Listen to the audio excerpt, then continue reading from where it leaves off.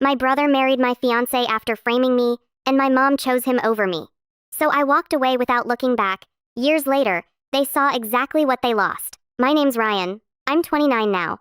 But the story I'm about to share started nearly 7 years ago, back when I was a 22-year-old college graduate, fresh into my first real job, completely oblivious to just how twisted my own family could be. I grew up in a small suburban town, the kind where everyone knew everyone and reputation stuck, like gum on the bottom of your shoe. My brother Drew, 2 years older, was the golden child, varsity athlete, class president, the one my mom proudly introduced as my perfect son. I was the quiet one, the smart one if we're being generous. But in our household, brains never won over charm. My parents, or more specifically, my mom, always favored Drew. If I got an A, Drew C++, was still celebrated because he's under so much pressure with sports. If I got a job offer, she'd ask if it paid more than Drew's. Spoiler, it didn't.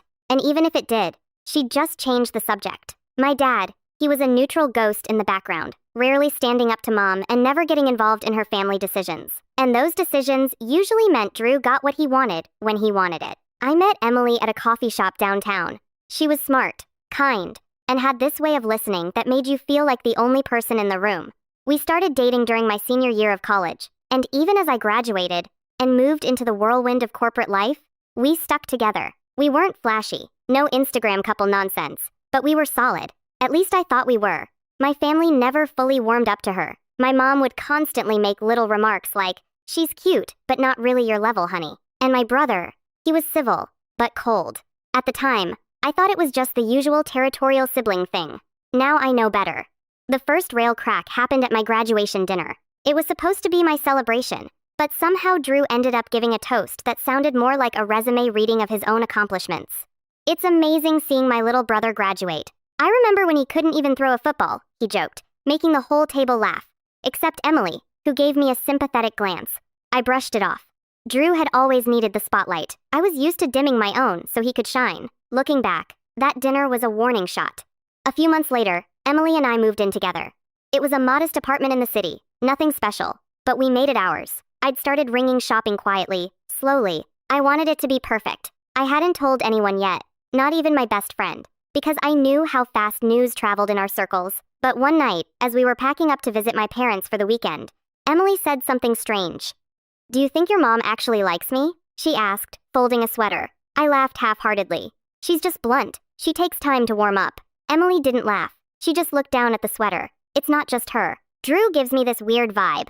Like, he stares sometimes when you're not looking, or he'll ask me strange questions. Last week, he texted me asking what kind of wine I liked. Randomly, my stomach twisted. He what? She shrugged. It was probably nothing, but it wasn't nothing. That was the moment something inside me started watching. I became a little more alert when we were around family. I started noticing Drew's long glances, how his tone changed when he spoke to her. Too smooth, too familiar. And my mom. She'd keep inviting Drew to events we were both supposed to attend, movie nights, dinners, and then accidentally forget to tell me until the last minute, claiming she assumed I was busy with work. Then came the birthday party. Emily turned 24 inches July, and I threw her a small celebration at our place. Just a few friends, cake, wine, some music. I wasn't planning to invite my family, but Emily thought it'd be a nice gesture, so I caved. My mom and Drew showed up late, unannounced, and brought a bottle of champagne that probably cost more than my rent. My mom hugged Emily tightly, too tightly, and whispered something I couldn't hear. Drew walked in like he owned the place, complimented her outfit, then joked, "You sure you're not out of his league?" Everyone laughed. I didn't. After that night, Emily seemed off, distant. She smiled less, touched me less. I chalked it up to stress. She was applying to grad school after all, but a quiet voice in the back of my mind whispered, "Something's wrong." Then came the proposal. Or what was supposed to be. I planned a weekend trip. Mountains, cabin, quiet. I had the ring. I had the words. But the night before we were supposed to leave, Emily sat me down and said, "I don't think I can do this." At first, I thought she meant the trip. Then she said, "Us." I blinked. "What are you talking about?" Her voice trembled. "I know about the other girl, Ryan." My heart dropped. "What other girl?" She looked like she was trying to be brave, but her hands were shaking. "Don't lie," Drew told me. He showed me the texts. He said, "You've been cheating for months." I couldn't breathe. "Emily, I haven't. I swear on everything. I haven't." But she wouldn't look at me. "He said he caught you. He said you begged him not to tell me." The world tilted. I wanted to scream, but all that came out was a whisper.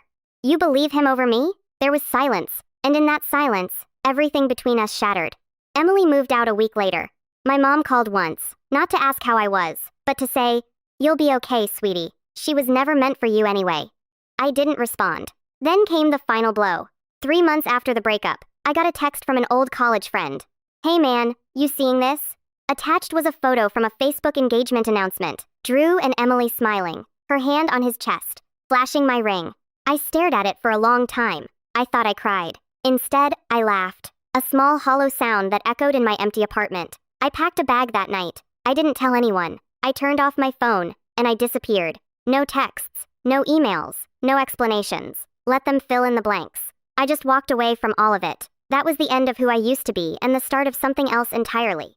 I vanished, not in the dramatic burn everything down kind of way. Just quietly, deliberately. I quit my job, broke the lease, deleted every social media account I had, and bought a used sedan with what little savings I had left. I drove west towards states I'd never seen, mountains I'd only read about, and towns where no one had ever heard the name Ryan Bennett. For the first time in my life, I didn't have to live in Drew's shadow or shrink under my mother's disapproval. It was terrifying, and it was freedom. For 2 years, I worked odd jobs and moved often. Sometimes I was a bartender, other times a barista, once even a bellhop at a ski lodge in Colorado. I learned to love silence. I read a lot. I kept a notebook, filled it with ideas. One of them, a startup concept I dreamed about in college but never had the guts to pursue, slowly began to take shape. I won't bore you with the grind, but let's just say that isolation sharpens you and bitterness. Bitterness, when channeled right, is fuel. I taught myself code, saved obsessively, partnered with someone I met online who shared the vision, and after about 3 years, the business finally took off. It started small, then grew fast, like wildfire in a dry forest. Investors came, partnerships followed. By 28, I wasn't just doing well. I was quietly wealthy. Quiet enough that no one back home knew a thing. But they were about to. The first time I heard from my family again was during a late summer afternoon. I was sitting in my home office, staring out over a quiet lake I now live beside when my phone, a new number unconnected to my past, buzzed with a random email notification, subject line, "Family Reunion. We miss you, Ryan." I stared at the name, Mom. The email was oddly cheerful, as if the past 5 years hadn't happened, as if they hadn't betrayed me, ridiculed me, thrown me aside like I was nothing. She wrote about how everyone was so excited to finally be together again, how Drew and Emily would be there with their little one. Apparently, I had a nephew, and how it wouldn't be the same without you. That was the first I'd heard of the child. I didn't respond, but that email opened a door, and soon enough, I found myself being passively watched. My old LinkedIn profile, which I'd locked and buried, had a sudden spike in views. My business, now a major player in its niche, was being followed by accounts with my family's last name. One evening, I even saw Drew's name appear briefly as a viewer on a podcast I'd done under a pseudonym. It clicked. Someone had figured it out. A few weeks later, another email arrived, this time from my father. The tone was different, stiffer, more cautious. "Hey, son, I know it's been a while. Your mom told me about the reunion. She misses you, Drew. Well, he regrets how things went down. I know you probably don't want to hear from us, but maybe it's time to let go of the past. It would mean a lot to your mother." I didn't reply. I wasn't ready. But the emails didn't stop. They came from my cousin, my aunt, even Emily, whose message simply said, "I hope you're okay. I think about you sometimes." I deleted it without opening the rest. Then something happened that shifted everything. One of my business partners forwarded me an email from an interested investor looking to arrange a meeting. They'd used my real name, the one I never advertised publicly. The message was vague, filled with flattery, but something about it felt off. I dug a little deeper. Had someone on my team traced the source? It was Drew. He'd used a fake name, a burner address, tried to pose as an investor to get in touch with me. I saw red. He wanted something, and I knew exactly what it was. A few days later, I called my old college roommate, James, one of the few people I'd kept in close, loose contact with. He still lived near my hometown and, more importantly, had ties to people my brother still interacted with. "Hey," I said, "weird question. Have you seen Drew lately?" James laughed. "Man, yeah, actually. You're not going to believe this. Guy's in debt up to his ears. Mortgage is underwater. Car got repossessed. And rumor is Emily's threatening to leave again." That last word again hit harder than I expected. Apparently, their marriage was not the fairy tale Facebook had promised. Turns out, when the foundation of your relationship is betrayal and manipulation, The walls tend to crack fast. Emily had tried to launch some kind of influencer brand, but it flopped. Drew had burned through savings, made some bad investments, including a failed crypto gamble, and was now clinging to what little they had left. And worse, they'd moved back in with my parents. Of course, they had. I almost felt sorry for them. Almost. But then James added, "Your mom still brags about Drew like he's God's gift to the planet. Pretends none of it's his fault. Tells everyone Emily's just going through a phase. It's pathetic." Nothing had changed. The golden child could do no wrong. And me? I was still the ghost until I decided not to be. The next family reunion was scheduled for early spring. An outdoor venue, rented out picnic area, all the distant cousins and second aunts, the full cast. It was the kind of event my mom lived for. Social peacocking in its purest form. According to the email chain James forwarded me, Drew was supposed to be the unofficial guest of honor with a toast planned in his name and everything. IRSVP'd anonymously under a fake name, just to see if they'd notice. They didn't. The weeks leading up to the reunion were strangely meditative. I didn't feel rage or even sadness anymore. Just a steady, calculated calm. I pulled my old suit from the back of the closet, had it tailored, then rented a luxury car for the day. Sleek, black, the kind that turns heads but doesn't scream. Trying too hard, I told my assistant to clear my calendar. I booked a hotel 2 towns over, and I waited. The morning of the reunion, I arrived 10 minutes early. The venue was already filling with people, kids running around, distant relatives laughing. I parked the car in full view of the entrance, stepped out slowly, adjusted my jacket, and made my way toward the tables. No one recognized me at first, not until I walked straight past the welcome booth and casually picked up a drink from the refreshment table. Then I heard it, a sharp intake of breath. Ryan. I turned. It was Aunt Michelle, the one who used to sneak me cookies as a kid and tell me I was too sensitive when my mom snapped at me. "Oh my God, it is you." Others started turning. Whispers spread. I smiled politely, nodded once and kept walking. Then I saw them.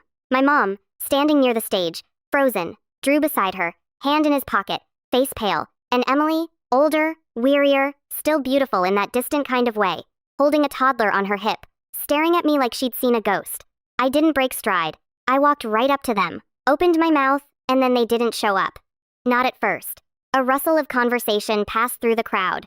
My mom's phone buzzed. She read a message, then her expression soured.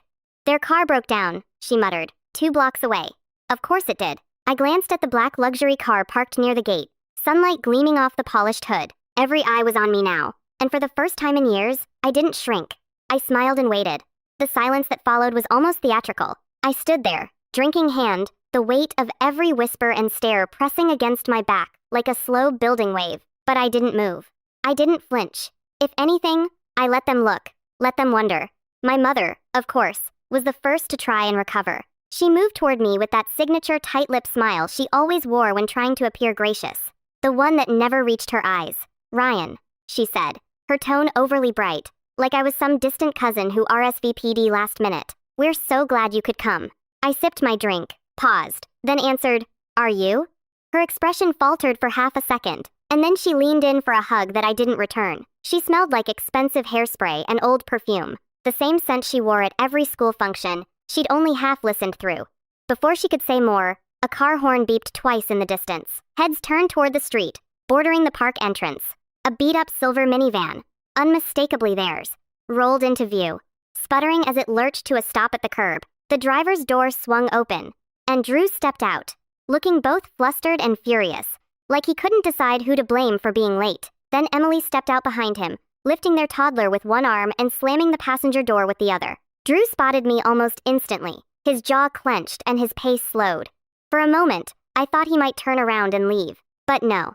He squared his shoulders and started walking toward the gathering with that same smug confidence he'd carried since we were kids. The confidence of someone who always had backup, someone who thought he'd never lose.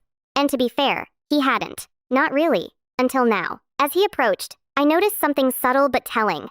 Emily wasn't walking beside him. She lagged behind, hanging back with the kid, and she was staring at me the entire time. Not at my clothes, not at the car, at me. Drew extended a hand. "Didn't think you'd show." I looked at it, then back at him. "Neither did you, apparently." He forced a laugh. "Car trouble. You know how it is." "Not really," I replied, letting the smile curl slowly. "Mine runs fine." The silence between us stretched just long enough to be uncomfortable. Then he dropped his hand and gave a stiff nod. "Look, I know there's history, but maybe today we let that go. Yeah, Just family stuff. No drama. That word? Family. It hit different when it came from him. Before I could respond, my mom stepped between us like a diplomat rushing to prevent war. Let's not turn this into a scene. We're here to celebrate all of us. And Ryan, honey, you being here means so much. Really? I studied her. The same woman who years ago told me Emily was never meant for you anyway with a straight face. Who'd smiled through the cracks in my life like they were decorative. But I wasn't here for apologies. Not yet. The event went on in awkward waves. I floated through the afternoon like a ghost in a place I no longer belonged to. People greeted me with a mix of confusion and politeness. Cousins I hadn't seen in years gave me half-hearted hugs, clearly unsure how to approach the missing Bennett brother. But I smiled, small and polite, never offering more than was necessary. And then came the speech. My mom tapped a fork to her wine glass and stood up near the front of the picnic area, her tone syrupy with performative cheer. I just want to thank everyone for coming today. It means the world to see our whole family finally back together. And especially, she paused for effect, my sons, Drew, of course, who's had such a challenging year, but continues to inspire us with his strength, and Ryan, who surprised us all by showing up after, well, a little time away. I felt every eye swing toward me like searchlights. She kept going. Families go through things, hard things, but we're strong. We forgive and we move forward. That's what today is all about. Forgive. That word almost made me laugh. But I didn't interrupt. I just watched. Drew was next. He didn't even wait for a cue. He just stood, raised his glass, and launched into one of his rehearsed little monologues, the kind that always earned applause from our relatives. I just want to say how thankful I am, he said, making deliberate eye contact with each table like some local politician. We've been through a lot. But what matters is that we're here together, and whatever happened in the past. He glanced at me then. We're still brothers. That never changes. Applause followed. Too much of it. Too loud. Like they were trying to clap away the tension. I stayed seated. I didn't raise my glass. And then, as the clapping died, Emily stood up. No cue, no toast, no announcement. Just silence. She shifted her toddler to her hip and walked to the front, her eyes wide but calm. I wasn't going to say anything, she began, her voice clear and steady. But since we're all being honest today, Drew's head snapped toward her. Emily, she held up a hand. No, you've had your turn. My mother's face palled. I've kept quiet for years, Emily said. Out of guilt, out of fear, out of shame, honestly. But seeing Ryan here, I can't pretend anymore. The entire park went still. No birds, no rustling leaves, just stillness.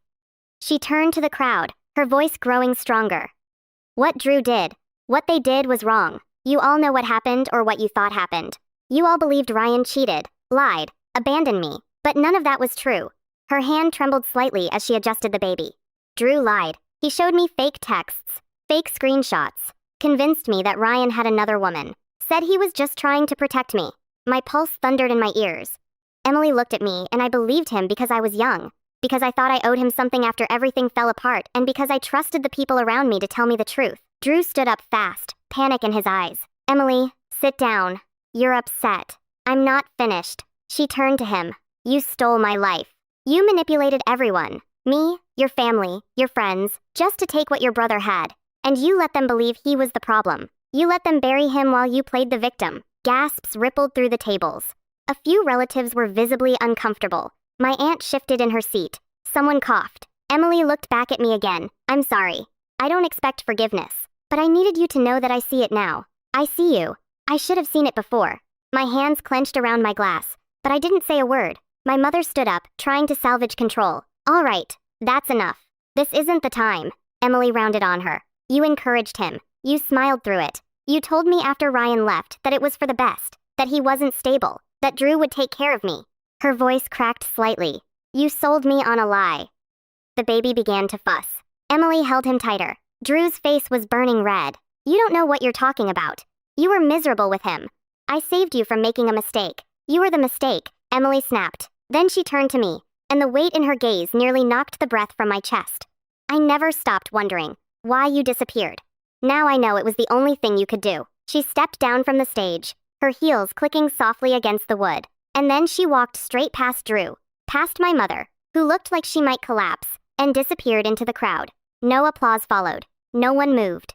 Drew stood frozen. My mother sat, lips pursed into a pale, trembling line. And me. I stood calmly, slowly, and without a word. I walked toward the microphone.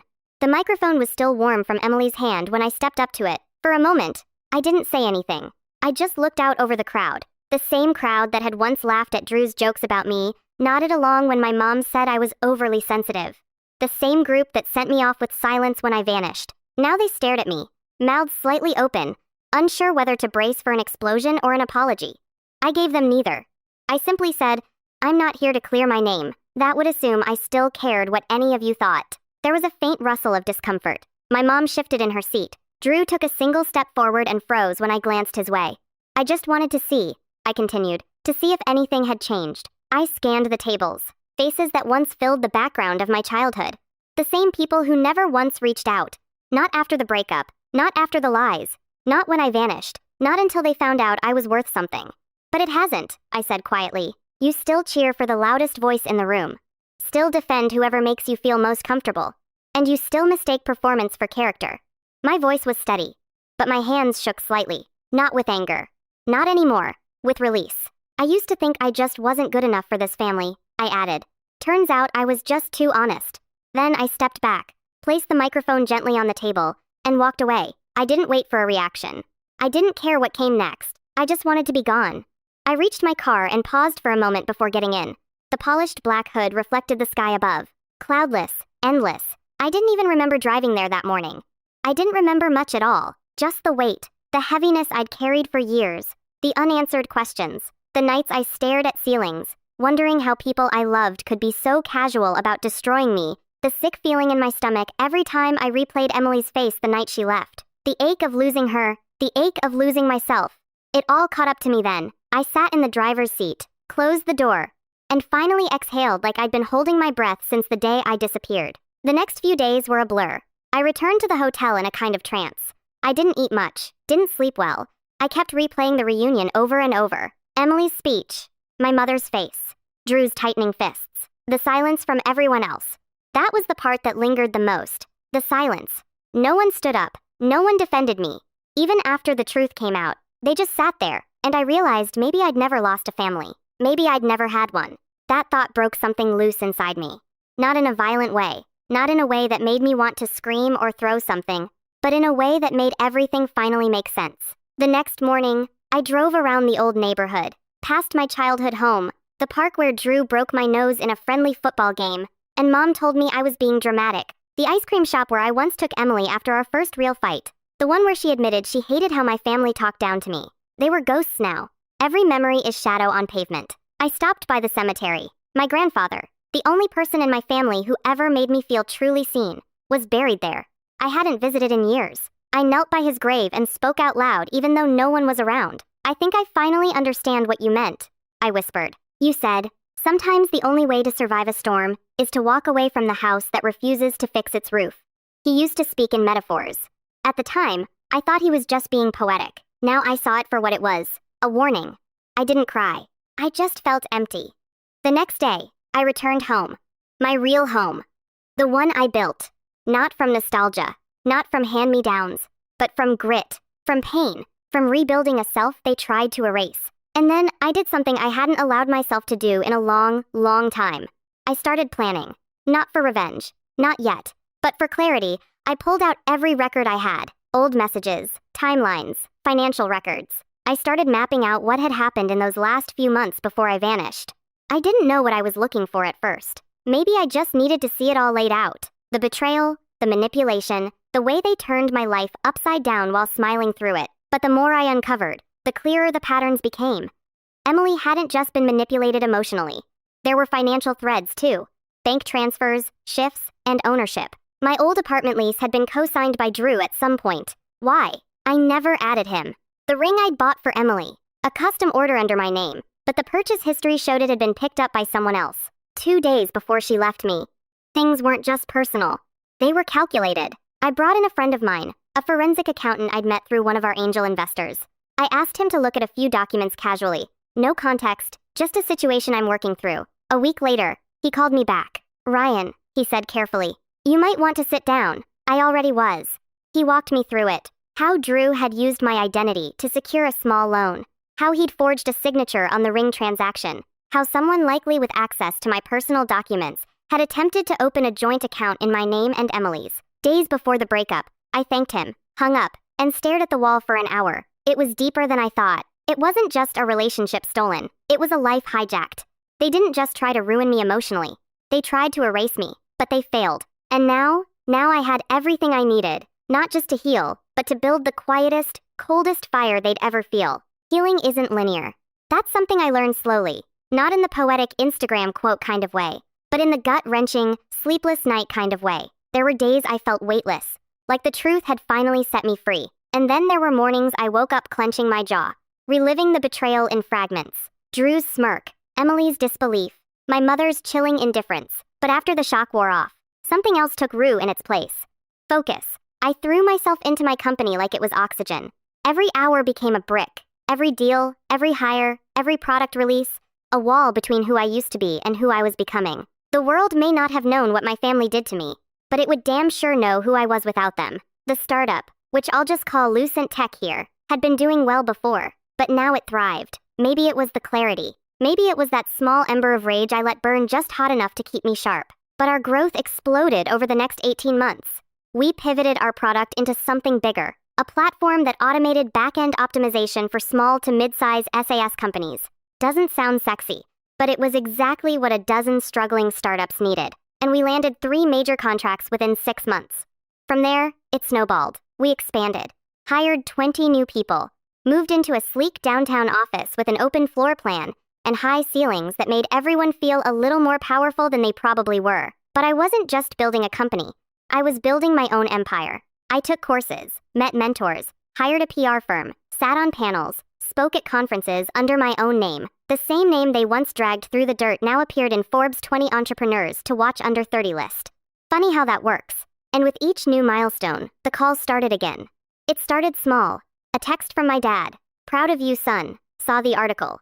I didn't reply. Then an email from my mother. We're planning another family event. Maybe this time you could make a toast. Nope. But the one that made me stop, really stop, came from Emily. It was short. No subject line, just one sentence. Would you ever want to meet him? I knew who him was. Her son. Drew's son. The child I'd once imagined might have been mine in another life before all of this. I didn't answer. Not yet. Instead, I looked at the message and asked myself a question I hadn't considered in years. What do I want? Not what do I need? Not what would make them hurt? Not what justice looks like, but me. What do I want after all of this? And the answer was simple.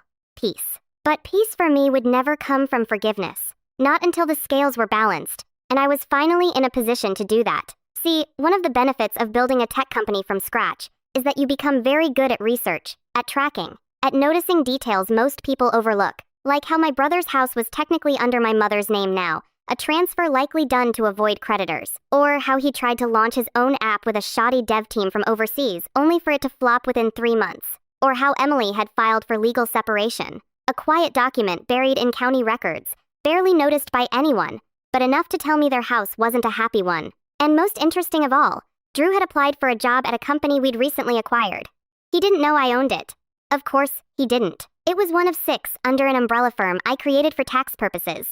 No one saw my name on the paperwork, not unless I wanted them to. His resume landed on my desk by pure coincidence or fate, depending on how you look at things.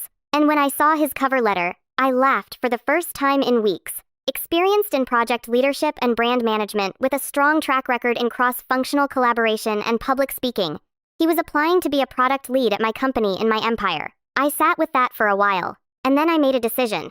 Not just about him, about all of them. It was time. Not for an explosion, not for a public takedown, but for something far colder, more surgical. Something that didn't look like revenge, but would feel like it every day. I call my lawyer. We discussed this plan months ago, back when I first showed him the forged documents. He'd called it nuclear-level leverage. I told him to start the paperwork. Then I sent an email, just 3 lines, to Drew from a private address he wouldn't recognize. We've reviewed your application. We'd like to invite you to a final interview. Bring your agame. Then I sat back and waited. Power isn't loud. It's patient, and mine was just beginning to speak. The email had been sent on a Thursday. By Friday afternoon, Drew responded faster than I expected, and more eagerly than I'd imagined. Thank you so much for this opportunity. I've done extensive research on your company, and I'm confident I can bring fresh value to your product team. I'm available to meet next week, any day, any time. There it was again, that old Drew confidence. That greasy, unshakable arrogance dressed up as charm. I could almost hear his voice reading the words. See the smirk curling at the edge of his lips as he imagined acing the interview and climbing back to relevance through someone else's success. Just like he always had. I passed the email to my assistant and told her to schedule the interview for Wednesday at our newest branch, a converted loft space downtown that doubled as our innovation lab and development satellite. It was sleek, intimidating, and entirely disconnected from any press we'd done. No signage, no names. Just a minimalist building with frosted glass and a quiet security system that would log every movement from the moment he walked in. I had it staged perfectly. Meanwhile, my lawyer called with an update. Everything's in place, he said, his tone cool and precise. We can initiate a formal inquiry if you're ready. The forgery charges will stick. You've got the purchase receipts, witness statements, and digital logs. Same with the fraudulent loan. He'll panic the second he gets that first letter. I didn't say anything right away. I just stood at the window of my office, looking out over the city skyline, the low hum of traffic rising like static. Not yet, I said finally. I want to give him a chance to see it with his own eyes first. I want him to realize who he tried to steal from. Understood, the lawyer replied. But you know, the moment we trigger this, it's going to get messy. I smiled faintly. That's fine. I've spent the last 5 years cleaning up their mess. One more round won't break me. Once that call ended, I turned to the next phase, learning just how deep Drew's spiral went. I hired a private investigator. Not for dirt necessarily. I didn't need scandal. I needed specifics. And the report that came back within a week was illuminating. Drew and Emily had been living in a house they couldn't afford. One that had been kept afloat with a series of gifts from my mother, pulled from the last vestiges of a retirement fund my father had quietly built. Emily, after filing for separation, had moved into a small apartment across town. She'd left most of her belongings behind. Their son, Caleb, stayed with her, and based on the PI's observation logs, Drew hadn't made much effort to visit. Worse, Drew had been applying to dozens of companies. Every rejection seemed to hit harder than the last. He'd cashed out a small $401k to pay off a credit card. He was selling things online, a TV, a mountain bike, even his old college Letterman jacket. He was desperate, and desperate men made mistakes. I called in a favor from someone in our recruitment team. I didn't need Drew to pass any initial screenings, but I did want the interview panel to treat him like a serious candidate. I wanted the illusion to last. Be neutral, I told them. Ask him tough questions. Make him sweat a little, but don't let on who's behind this. Not yet. When Wednesday arrived, I dressed with care, not in a flashy way, but with unmistakable polish. Dark blazer, open collar, watch worth more than Drew's monthly rent, tucked neatly under the cuff. I arrived early and waited in the observation room behind a two-way glass wall, sipping black coffee as I watched him walk in. He looked different, older, not in a mature way, in a hollowed-out way. His eyes had lost their gleam. His posture, once annoyingly proud, sagged slightly at the edges. He wore a cheap blazer that didn't quite fit, and his handshake with the recruiter was a little too firm, like he was trying to assert control he didn't really have. Still, he talked and talked and talked. He spun stories, boasted about brand leadership experience, and project execution, half of which I knew were lies. He threw in buzzwords like synergy and scalability, and claimed credit for projects I knew he hadn't touched. At one point, he even mentioned my old app, the prototype Emily and I had designed in college, and claimed he consulted during early development. That made me laugh out loud behind the glass. When the interview was over, I told the team to stall him for 15 minutes, just long enough for me to slip into the corner office upstairs, the one with my name etched subtly on the glass. I didn't usually work from this location, but today was a special occasion. 15 minutes later, there was a knock. Come in, I called. Drew entered, a little flushed from the heat, carrying a fake leather folder with copies of his resume inside. And then, he saw me. He stopped, dead in his tracks. He didn't say a word, just stared. I waited 3 beats, then leaned back in my chair and gave him a small, slow smile. Hey, Drew, I said. Long time. He opened his mouth, then closed it again. His throat bobbed as he swallowed. I didn't realize. No, I cut in. I'm sure you didn't. A heavy pause settled in the air like fog. I let it stretch. Let him sit in the realization. I didn't come here to gloat. I lied calmly. This isn't about revenge. This is about closure. His lips parted. Ryan, I listen, man. I know things got messy back then, but I was trying to protect Emily. I thought you were. Save it. I stood up slow and deliberate. You weren't protecting anyone. You lied. You forged documents. You poisoned my relationship, stole my ring, my lease, my name, and then you wore my life like a coat that didn't fit. He paled. That's not. You know what the difference between us is? I stepped closer. You've spent your whole life needing applause. I just needed time, and you gave it to me. 5 years of silence. 5 years to build something you'll never touch. He looked like he wanted to run, but he didn't move. I reached into the desk drawer and pulled out a folder. Inside was a copy of the forged lease, a transaction record from the jewelry store, a printed email where he'd pretended to be me. I slid it across the table. I have the originals and the legal team and the funds to drag this through every court in the state. He stared at it without touching it. But I'm not going to do that, I added. His head snapped up because that would make you the center of the story again. And frankly, you're not worth the ink. Another beat of silence. Then I turned away and said, you can see yourself out. And I let him walk. No guards, no threats, no security escort, just silence. Because what came next wasn't going to be loud. It was going to be devastating. He left without saying a word. Not a stammered excuse, not a fake apology. Nothing. Just a pale, shell-shocked expression as he backed out of the office and closed the door with a soft click, like he was afraid to wake a sleeping beast. I didn't follow. I didn't need to. The look on his face told me everything I'd hoped for. Realization, regret, and a dawning fear that maybe, just maybe, the brother he thought he buried hadn't just survived, but had come back wearing armor. Still, that wasn't the revenge. That was just the opening act. The real show began the next morning. At precisely 9 a.m., Drew received a letter from my legal team. Not a full lawsuit, not yet, but a formal notice of investigation into forgery and identity theft, citing specific dates, transaction logs, and witness statements. It was worded professionally, but between the lines, the message was clear. We see what you did. We can prove it, and we're ready to bury you with it. I knew Drew well enough to predict his next move. Denial followed by panic, then desperate calls to our mother, to anyone he thought might shield him. And sure enough, by noon, my mom was blowing up my inbox with subject lines like, please call me. This has gone too far.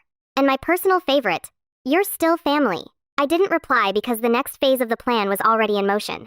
The part where I didn't just level the playing field, I took it. Remember the house Drew was living in? The one technically under my mother's name. Yeah, that was intentional because 2 years ago when I caught wind that she was funneling money to him, retirement funds, credit lines, even refinancing the lake house my grandfather left her, I stepped in behind the scenes, quietly, legally, and with a polite offer she never understood the full scope of. A family friend acting as a wealth advisor approached her with an opportunity to consolidate her debts and free up some cash flow. She bit the terms were generous. She signed, and just like that, half the deed to the home became part of a trust. My trust. She never realized I was behind it. Never asked who the silent partner was. Why would she?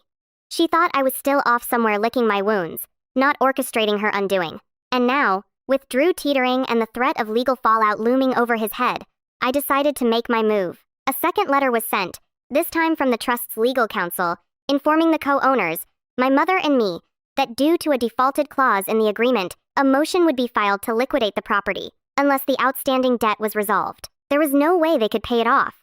I'd made sure of that, but even that wasn't the finishing blow. That came through, Emily. I hadn't contacted her since the reunion. I wasn't sure I ever would.